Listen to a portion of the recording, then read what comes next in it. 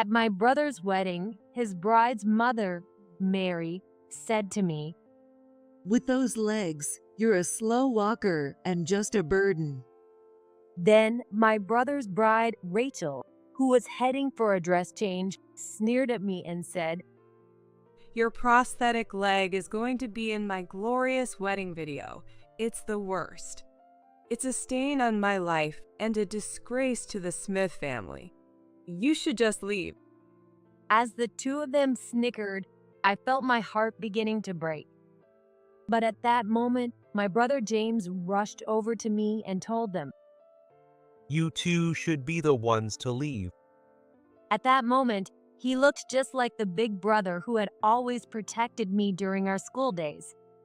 He had become weaker and weaker toward the constant bullying from Rachel and Mary since he was getting married, but that side of him was nowhere to be seen now.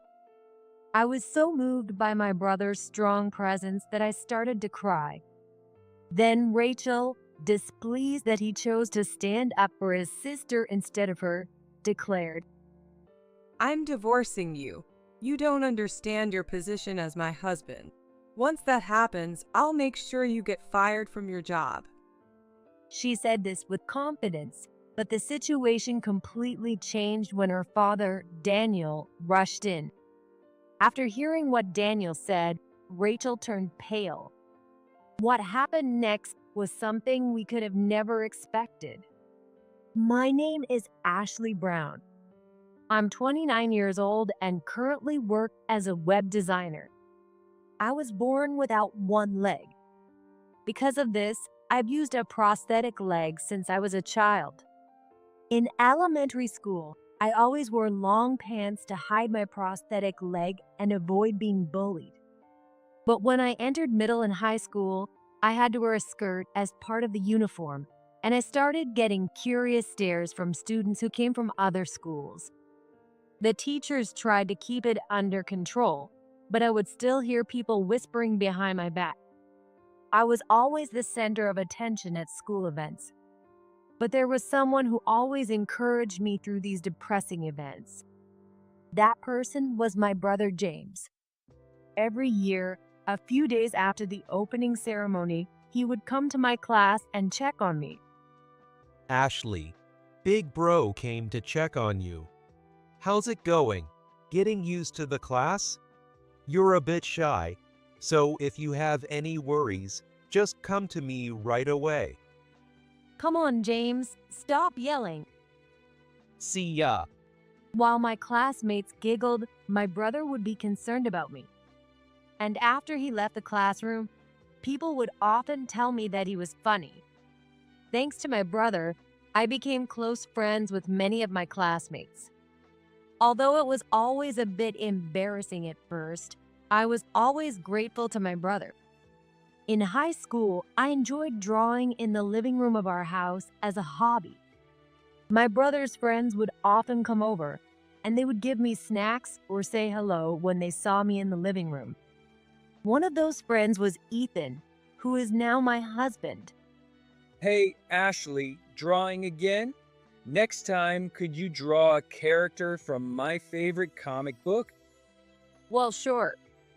Among my brother's friends, I especially liked Ethan because he was always kind to me. Even at school, he would greet me when we passed each other, and we became close enough to joke around with each other. I promised to draw the comic book character for him, and I decided to confess my feelings when I handed it to him. So every day, I looked forward to when he would come over again. When Ethan came over that day, I had styled my hair differently than usual. When he arrived, I asked my brother to go to his room on the second floor so I could have some time alone with Ethan. As soon as we were alone, he noticed my new hairstyle.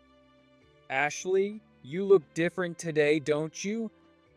Really? Oh, I finished drawing the comic book character you asked for. I was so nervous that the conversation became awkward. When I handed him the drawing, my hand was shaking and my face was bright red.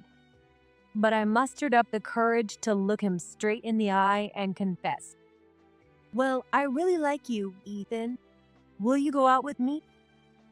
Ethan looked surprised at first, but then his face turned bright red and he shyly replied, I was planning to tell you the same thing, but you beat me to it. At that moment, I was so happy that I started to cry. My brother, concerned about how long Ethan was taking, came to check on us, but when he saw me crying, he seemed to misunderstand the situation. What the heck, Ethan? Why'd you make Ashley cry? My brother moved toward Ethan, but I quickly said, No, James, it's not like that. I'm crying because I'm happy. Ashley just confessed to me, and now we're dating. When Ethan shyly explained, my brother immediately said to him, That's awesome. You've been saying how cute Ashley is for ages. I'm glad it worked out for you. Wait, really? Hearing this side of Ethan that I didn't know, I felt even happier. That day, we spent the whole time chatting and joking around with my brother teasing me. After dating for 10 years, we got married when I was 26. At the wedding, my brother cried his eyes out, making it an event full of memories. From the moment we started dating, Ethan has always treated me the same, and I was looking forward to our married life together. Now, 3 years into our marriage, our bond has only grown stronger. I've started working from home as a web designer, which has reduced the strain on my leg and made life easier. Ethan helps out by doing the shopping on his days off or ordering things online to take care of everything around the house, making things more comfortable for me. My brother still comes over sometimes, and the three of us enjoy playing games or chatting late into the night. I thought these days would go on forever, but then my brother suddenly announced that he was getting married. Actually, Ashley, I was too embarrassed to tell you, but I'm getting married. What? Really? Congratulations. I was surprised, but happy to hear my brother's good news. I started imagining what kind of person his bride would be and whether we would get along. So, what kind of person is your bride? When I asked, he told me she was cheerful and honest. He also mentioned that her father, Daniel, is the president of a well-known beverage company featured in commercials. He went on to say that he would become her family's adopted son-in-law after they got married. I might even take over Daniel's position as president someday. I've already quit my previous job and started working at his company, and they've mentioned making me his secretary and eventually the president. It sounds like a huge responsibility, but I'll do my best to make you proud, Ashley. He spoke with such optimism. It was an unexpected development I never imagined during our high school days, and it made me feel like my brother was becoming distant, but I was fully supportive of his happiness. James, you'll do great no matter where you go. If you become the president, let me design the flyers and website for the company. Of course. I'll be counting on you. The conversation about his wedding quickly ended, and we continued to eat dinner as usual before he left. Who would have thought James would marry into wealth? You never know what life has in store. Yeah, I wonder if he'll still come visit us like he always has. When I voiced my concern, Ethan reassured me. I believe James will still visit. I'm more excited about the wedding. Let's make it as fun as they did for us. You're right. I need to take lots of pictures of my brother looking dashing. A little while later, my brother called me. Ashley, Ethan, are you free 2 Saturdays from now? My brother asked us. Apparently, the bride's family wanted to have a meeting with the relatives. They're planning to rent a room at a fancy hotel and have a party. Wow, it sounds nerve-wracking but fun. If we're invited, of course we'll come. Thanks.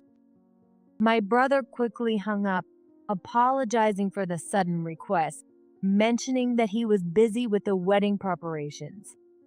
Even though he's always had time for casual chats and checking in on me, this time he didn't. It made me a little worried, thinking he must be really busy. And then the day of the family meeting arrived. I wore a long dress that would hide my legs. As soon as I entered the room, I noticed my brother struggling, carrying drinks for his wife and her mother. When he saw that we had arrived, he quickly came over. I'm sorry. I might not be able to talk much today, but please enjoy the meal. With that, he hurried back to his wife and mother-in-law, serving them as much as he could. Seeing him like that, I couldn't stand it. It was an awkward situation. Knowing his position as a future adopted son-in-law made him so vulnerable.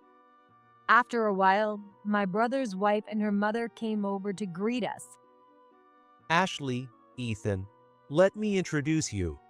This is my wife, Rachel, and her mother, Mary.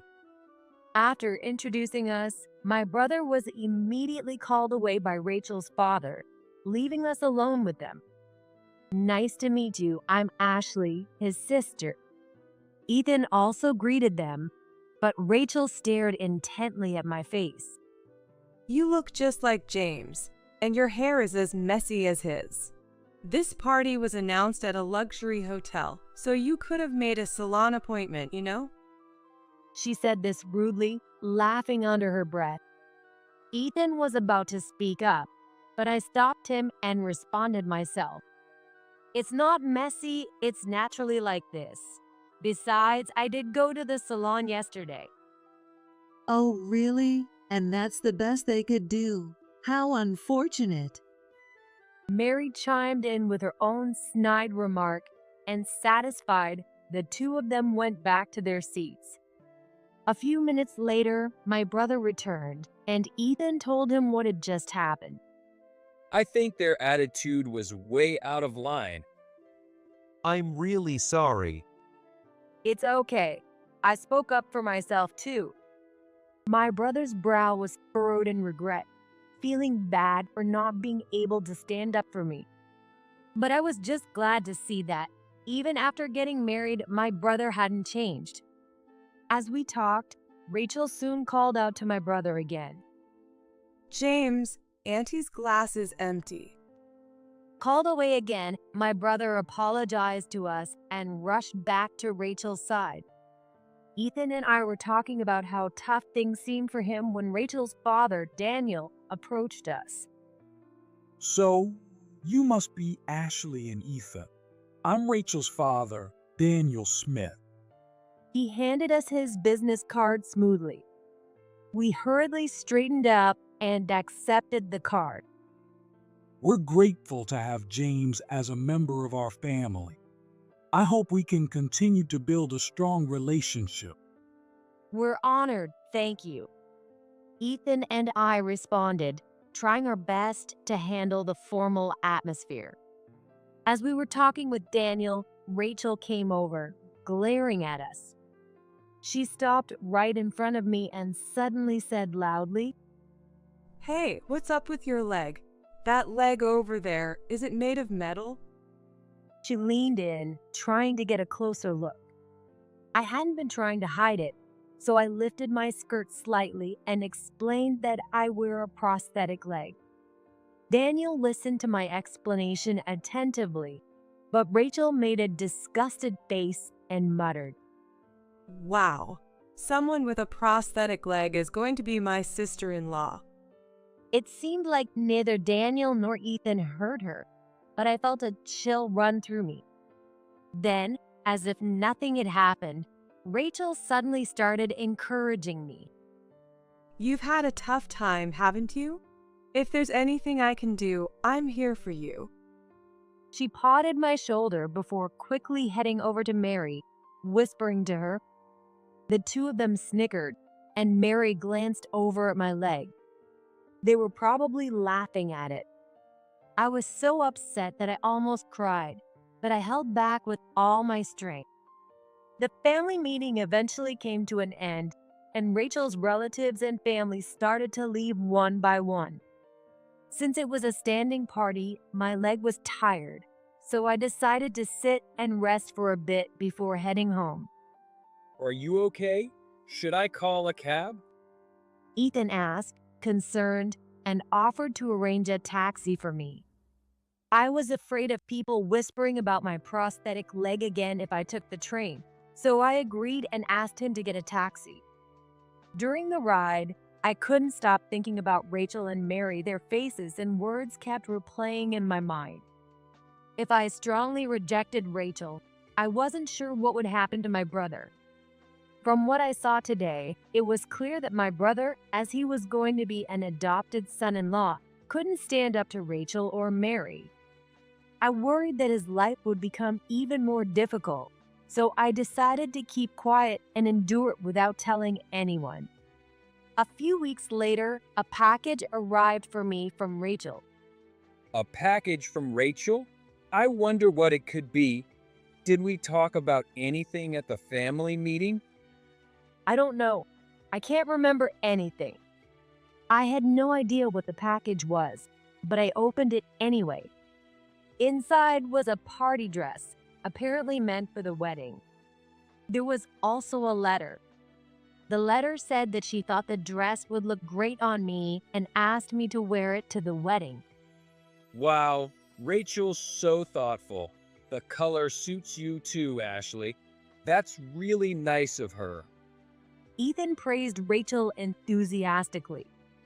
Since I did like the color of the dress, I felt a bit happy too. But when I eagerly took the dress out of the box and unfolded it, I was stunned. The dress was knee-length, just short enough to show my prosthetic leg. At that moment, I realized this was Rachel's way of provoking me.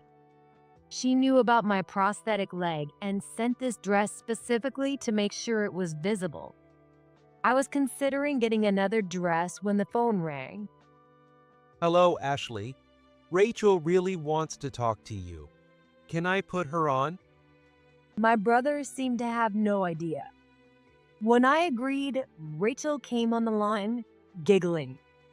Oh, hello. Did you get the package I sent today? I just knew that dress would look perfect on you. My mom and I picked it out so carefully, so please wear it to the wedding, okay? I'm really looking forward to seeing you in it. With that haughty tone, she hung up abruptly. Was that James? What did he say? Oh, Rachel sent a party dress, and she asked me to wear it to the wedding. I'll put it away in the closet so it doesn't get dirty. I explained with a strained smile and quickly went back to my room. Alone, I started to think. Was Rachel trying to make a spectacle of me? Or was she planning to laugh at me with Mary? Either way, it was unforgivable, and I was torn about what to do with the dress. If I didn't wear it, it would reflect poorly on my brother. I decided that I would endure it for his sake, even if it meant putting up with the humiliation. And then, 6 months later, the day of my brother and Rachel's wedding arrived. My father was going to drive us to the venue, so I changed into the party dress at home. Yes, it really does suit you, Ashley. Rachel will probably be happy when she sees you. Since Ethan had never been bothered by my prosthetic leg, he complimented me without mentioning it. But do you think it looks weird with my prosthetic leg showing? I deliberately asked him what he thought about my leg being visible. He gently patted my head and said, You're overthinking it, Ashley. No one is going to say it doesn't suit you just because of your prosthetic leg. And if anyone does, I'll handle it. Okay? His kind words gave me strength. Indeed, as long as I stay close to Ethan during the wedding, I'll feel safe knowing I have someone on my side, even if anyone says something. With renewed determination, we headed to the wedding venue. When we arrived, the families greeted each other. Rachel's family radiated elegance and refinement, from their outfits to their demeanor. Especially Mary, who brought her own luxurious dress instead of renting one, smiled condescendingly at my mother. My mother noticed Mary's behavior, but she kept a calm expression, holding back her emotions. As we were moving to the wedding hall, someone bumped into my shoulder forcefully. Oh, sorry about that. I was just walking normally, but you disrupted the pace, so I ended up bumping into you. She made this snide remark, deliberately glancing at my prosthetic leg. No, I'm sorry. I held back, determined not to cause a scene at my brother's wedding. When the ceremony began, it was filled with extravagant displays, likely chosen by Rachel and Mary. Mary was more excited than anyone, practically in a frenzy. Rachel, you look amazing. She was shouting as if she were at a concert, getting all worked up. James, I remember him saying back in college that if he ever had a wedding, he'd want it to be a simple one. Who would have thought it would turn out to be the exact opposite? He probably can't speak up against Rachel. Eden muttered this as we moved to the reception hall after the ceremony. It felt like he was hinting that my brother's position was quite weak and that he felt sorry for him. At the reception, we were treated to games, surprise videos, and luxurious food. I'm just going to the restroom for a bit. I excused myself and left the room to go to the restroom. On my way back, I ran into Rachel, who was about to change into her second dress. Mary was right beside her, enthusiastically taking photos. As soon as Rachel noticed me, she pointed at me and, with a mocking laugh, said, You actually wore that?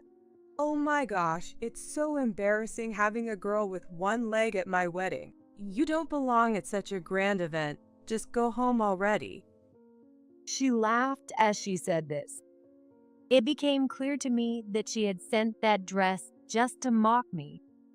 Rachel, you probably don't know this because you're the bride, but this girl is so shameless. She even sat in the front row during the ceremony. Just imagine if her prosthetic leg shows up in the wedding video. Honestly, with legs like that, she's just a burden to the venue.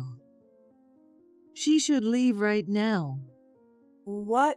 Really? I was only paying attention to the family seats, so this is the worst. Seriously, having a sister-in-law like this is a stain on my life. They ridiculed me for sitting in the front row to celebrate my brother, telling me to leave, and I felt frozen, unable to move. As they laughed at me and I stood there with my head down, I heard a voice. You two should be the ones to leave. What? Rachel and Mary immediately turned around, and there was my brother. At that moment, I was reminded of how he had always protected me during our school days. You two have some nerve hurting my sister like this. Don't say such awful things, not even as a joke. Apologize to Ashley. My brother stood up for me, and I was so happy I started crying. As tears welled up, he rushed over to me. Ashley, are you okay? Have they been saying things like this to you all along? I nodded repeatedly. Seeing this, my brother glared at Rachel and Mary, but they weren't intimidated. What? Are you saying we're the bad guys here? Do you even understand your position as someone coming into our family? I can divorce you anytime and make sure you lose your job. Exactly. You have no authority or status in the Smith family. You're just here to serve us. And yet, you dare to protect your sister. How pathetic. Rachel and Mary began insulting my brother. While they directed their attention at him, I asked a nearby staff member to call Daniel. My brother, however, didn't back down, replying with, You're mistaken if you think you're in charge here. The one who really holds the power is Daniel. You two are just lounging around at home, doing nothing. When I come home from work, you're sitting there watching TV instead of doing any housework. Shut up. Housework is for the lowest rank. It's only natural that you do it. My brother started revealing the inner workings of the Smith household. Since they had been arguing loudly in the hallway, people inside the room began to notice and peeked out to see what was happening. Just then, Daniel, who had been brought over by the staff, rushed in to intervene. What's going on here?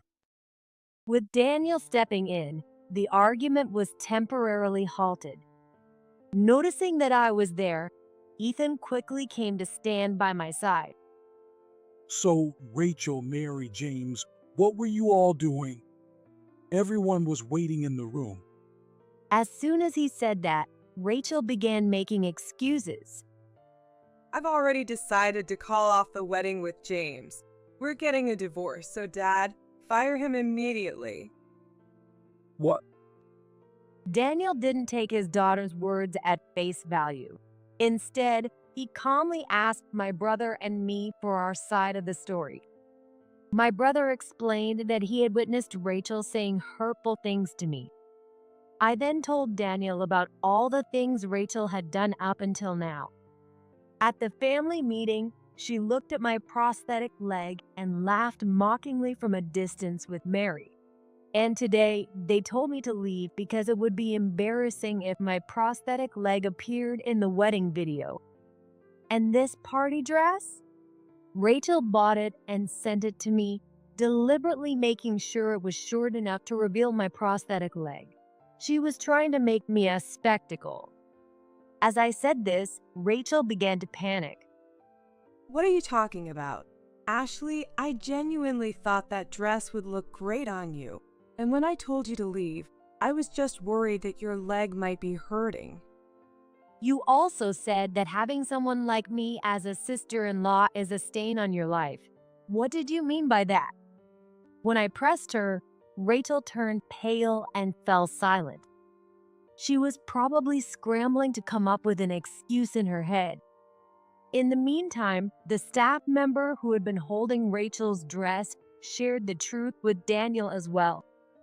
After hearing this, Daniel turned to me and apologized on behalf of Rachel and Mary. It seems it's true that Rachel and Mary said some very disrespectful things to you, Ashley. I must have failed in raising them properly.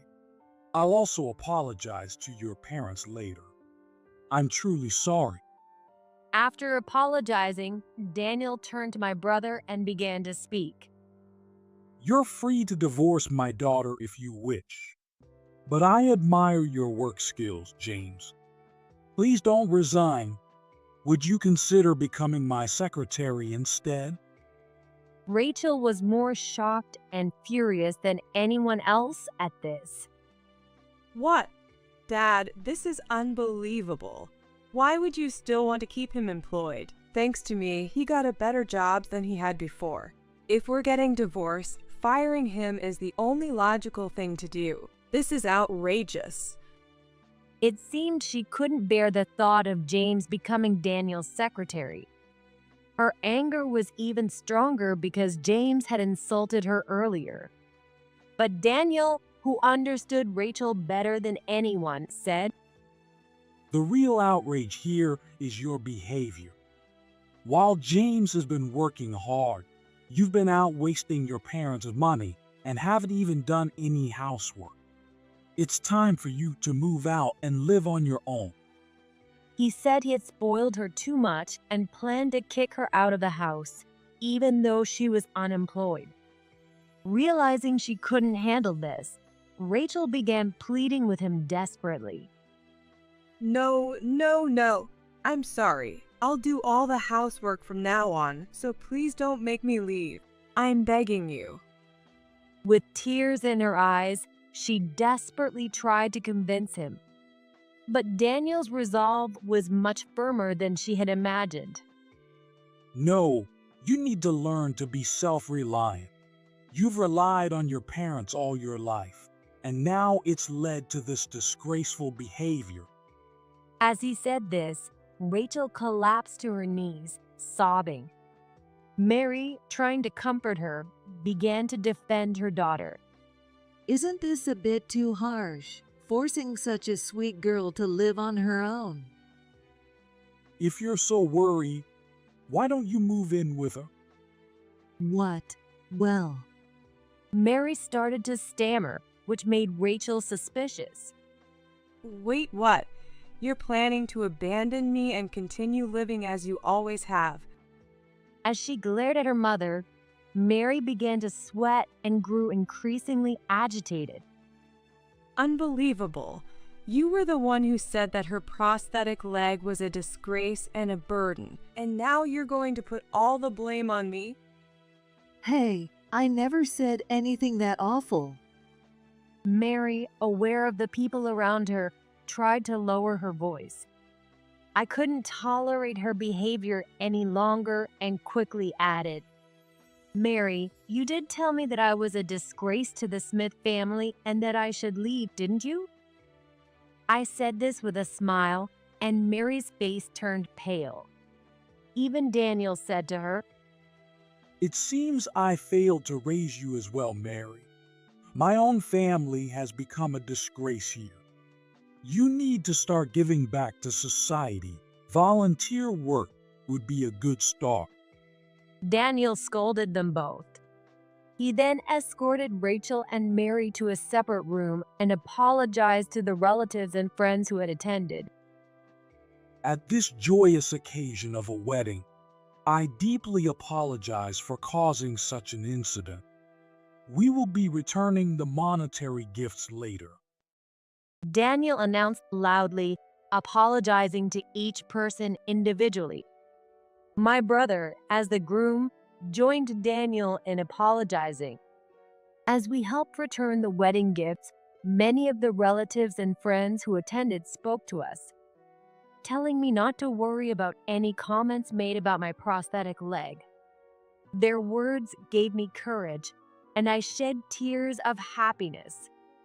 After everyone had left, Daniel approached me and said, I'm truly sorry for what happened today. I know that an apology isn't enough. If there's anything you want or need, please let me know. No, I don't need anything. As long as James can live happily, that's all I want. Daniel nodded in understanding. I'll work harder so I can buy you a prosthetic leg that's indistinguishable from a real one. That's okay. What would make me happier is if you visit us more often, James. With that, my brother and I shared a laugh.